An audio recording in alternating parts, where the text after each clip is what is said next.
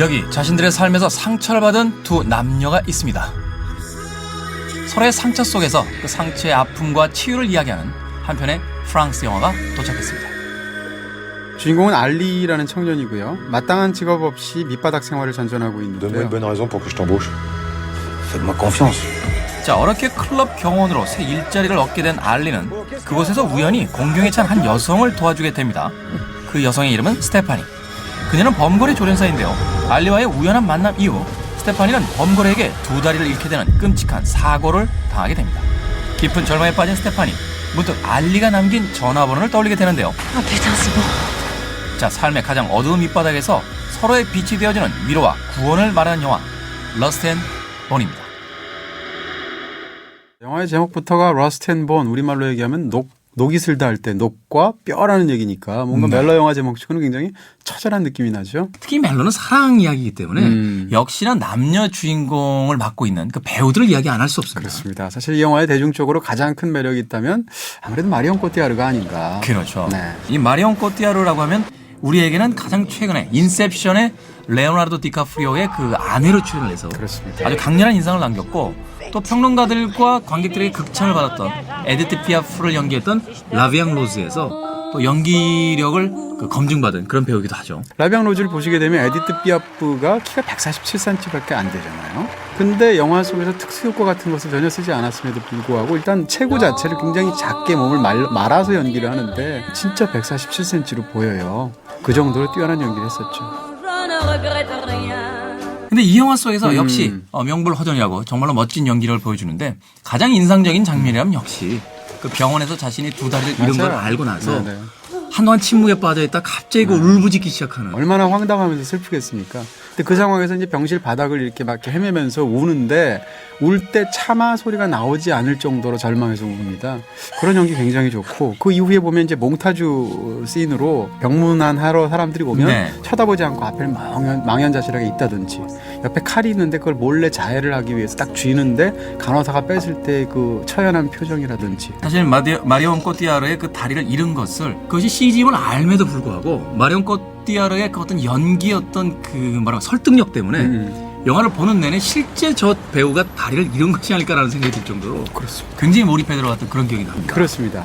남자 배우 얘기도 우리가 안 할 수는 없잖아요. 뭐 하기는 싫지만 잠깐 거론하죠. 마리안 코티아르로 그냥 계속 가도 될 것 같은데 어쩔 수 없이 남자 배우 이름을 또 거론을 해야 될 것 같습니다. 네. 벨기에 배우 마티아스 슈에나이츠. 네. 이름도 어렵습니다. 이름도 힘들고 네. 처음 봤네 이거. 이 영화에서. 이 배우는 뭐라고 그럴까요?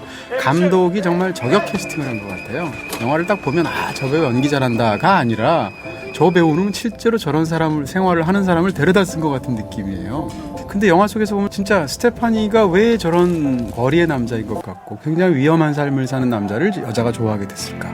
저는 두 가지 같아요. 하나는 그 남자의 육체성에 반한 거예요. 육체성이라는 게 다른 게 아니라 첫 만남에서 자기를 이제 데려다 주는 과정에서 잠깐 보았던 그 남자의 거칠지만 어떤 남성다움을 받고, 그게 자기가 다리가 없어진 상황에서 자기는 육체를 상실한 거잖아요. 그랬을 때 얼마 전에 보았던 육체를 상징하는 어떤 남자가 떠올랐던 거죠. 또 하나는 다른 사람들은 여자가 두 다리가 없으니까 굉장히 신경 쓰여서 배려해 주려고 이러는데 여자는 불편해하죠. 그게 더 싫죠. 근데 이 남자는 얼마나 이상한 남자인가 하면 같이 바닷가를 놀러 나갔는데 자기가 수영하려고 하면서 당신은 수영 안 해요? J'ai envie de me baquer. Pourquoi t'as pas de maillot? 그러니까 오히려 그 여자가 그렇게 자기를 평상시 다른 사람처럼 대해주니까 용기를 내서 수영하는 장면이었는데, 그 수영하는 장면을 보면 일부러 역광으로 찍었어요. 네. 그래서 햇살이 막 바다에 부서지면서 여자가 처음으로 그 절망에서 나와서 헤엄치는 장면을 보여주게 되는데, 자크 오디아르가 제일 잘 찍는 장면 중에 하나가 그렇게 지금 막 육체를 스쳐가는 어떤 그런 감각을 마음의 이미지로 옮겨내서 영화에 담는 데 있어서 정말 탁월한 감독이거든요. 그러니까 배우의 연기가 아니라 어떤 한 장면을 통해서 그 속에서의 인물이 어떤 생각과 어떤 느낌을 가지고 있는지를 정확히 관객들에게 전해주는. 그렇습니다. 근데 자크 오디아르의 영화들을 보면 특정 장면의 설정은 굉장히 자극적인 설정들이 있습니다. 자크 오디아르의 최고작이라고 하는 예언자를 보시게 되면 차를 몰고 가다가 사슴을 치는 장면이 있습니다. 네. 근데 그 장면이 이제 슬로우 모션으로 표현을 하면서 영화 속에서 굉장히 신비롭게 보여주는데, 그 장면을 보면 어떤 느낌이 드냐면 거의 이 영화가 하드보일드가 신비주의를 만났구나, 거의 이런 느낌이 듭니다. 근데 러스트 앤 본에서도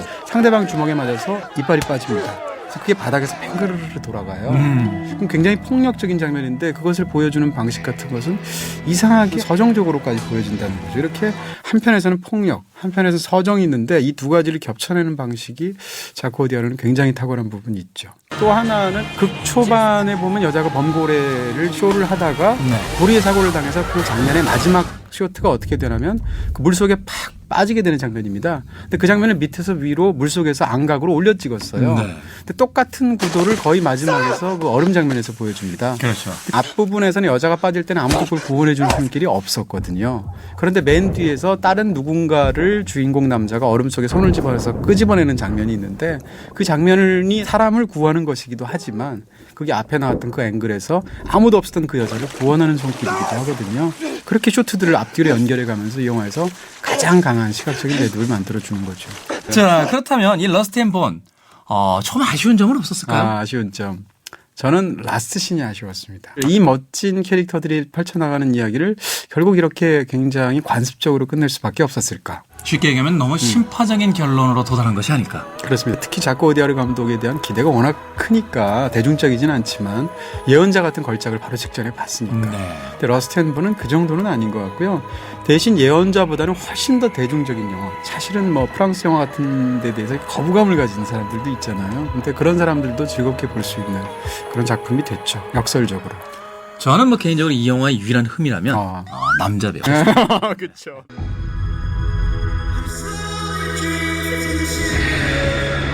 사실 뭐 그 소재는 조금 강하다고 할 수 있겠습니다만 그럼에도 불구하고 그래서 더욱 아름답게 느껴질 수 있는 한 편의 멜로 영화 러스트 앤 본에 대한 별점과 한 줄 정리 만나봅니다. 이 영화에 대한 제 별점은 3개 반입니다. 3개 반. 네. 격정과 관조 사이에서 명멸하는 이미지. 구원이란 자신의 불운에 슬쩍 미소를 짓는 것. 야, 영화가 우리 두 사람을 시인으로 만들게 하네. 봄날에. 끝난 줄 아셨죠? 아니 안 끝났습니다. 저희들이 여러분들에게 들려드릴 한 가지 이야기가 더 있습니다. 네. 저희들이 사골 쳤죠. 드디어 SBS의 총애를 받아서 저희 둘만의 단독 프로그램을 네. 진행하게 됐습니다. 5월 17일 금요일 밤 1시 좀 더 재미있고 좀 더 확장되어 있는 영화와 사람과 문화에 대한 이야기. 네. 제목은 금요일엔 수다다. 많은 기대 부탁드리겠습니다. 들리는 얘기는 네. 잘 되면 네. 월요일엔 수다다, 화요일엔 매일 한다는 얘기가 있어요. 매일매일이 수다다. 매일매일이 수다다.